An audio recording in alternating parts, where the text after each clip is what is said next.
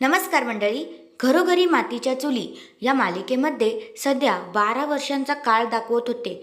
2 महिने तोच काळ चालू होता आणि आता अखेर तो 12 वर्षांचा काळ संपलाय आणि मालिका पुन्हा ट्रॅकवर आली आहे. आणि त्या ट्रॅकमध्ये आता ऐश्वर्या आणि माया या दोघी जणींनी हात मिळवणी केली आहे. आणि आपल्याला असं दिसलं की त्या ऐश्वर्याचा आधीपासूनच ह्या सगळ्यामध्ये सामील होती, पण आता ते जरा आटपट तर वाटलंच. पण ठीक आहे, शेवटी मालिका आहे. आणि नंतर इकडे आता माया ह्यांच्या घरात राहते आणि सगळं काही ऐकते. मायाने एकदा दागिन्यांचा पण सीन केला होता.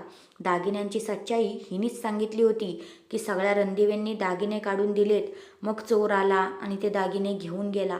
हे मला डाऊट येतच होता. मी अजून एक व्हिडिओ टाकलेलीच आहे की मायाच ह्या सगळ्याची सूत्रधार आहे म्हणून, आणि तेच खरं निघालं.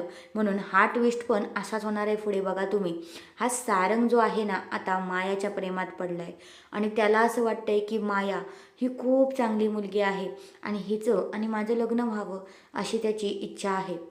आणि ती माया त्याला साधा भाव पण देत नाही. ती कशासाठी आले ते तिचं तिला माहिती. पण जर का मायाने ठरवलं की सारंगला भाव द्यायचा आणि मुद्दामून ऐश्वर्यासारखा गेम करायचा, तर मग संपलं. बिचारा सारंगचं काय होईल ते देवालाच माहिती. पण सारंग आता इथे अवंतिका बोलत असते, मायाने सगळं काही केले तरीसुद्धा सारंग म्हणतो, वहिनी तुम्ही मायाला असं नाही बोलू शकत, माया अशी नाहीच आहे. अरे अशी नाहीच आहे, तू किती वेळा फसतोस तेच कळत नाही मला.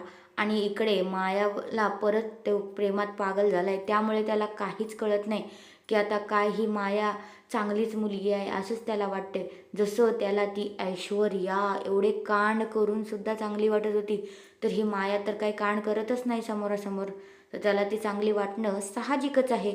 मग आता येणारा ट्विस्ट काय असणार आहे माहिती आहे का, की सारंग आहे ना मायाशी लग्न करायचा हट्ट करणार आहे.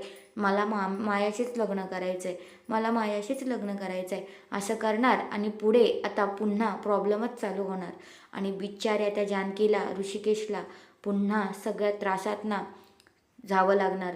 मला तर असं वाटतंय त्या मकरन आणि जानकीचं लग्न झालं असतं तर कुठेतरी ते बिचारे रणदिवे कुटुंब, त्यांचा काहीही वैर नव्हता. ह्या जानकीचं लग्न झाल्यापासूनच सगळं काही झालेलं आहे असंच आपल्याला दाखवलं आहे ना या भागांमध्ये. पण आता पुढे बघा, आणि ही माया अजून पण मंगळसूत्र घेऊन, दादा मी तुझं जानकीसोबत लग्न लावून देईल. अरे काय, आता तिला एक मुलगी झाली 12 वर्षांची, तरीसुद्धा हिचं अजून तेच की दादाला लग्न लावून देणार. विषय सोडायला पाहिजे होता, पण शेवटी मालिका असल्यामुळे तो विषय वाढलेला आहे. 12 वर्ष ती गपचूपच वार करत होती, आता ते जास्त झालं आहे आणि आता सगळी इस्टेट झालेली आहे. आणि पुढे आता ही माया आपल्या सारंगशी लग्नाचा घाट घालणार आहे. हाच आपल्याला ट्विस्ट पाहायला मिळणार आहे. तर तुम्हाला सारंगचा कुठंतरी राग येतो का, की सारंगला कसं कळत नाही असं वाटतं का, ते मला कमेंट करून नक्कीच सांगा. धन्यवाद.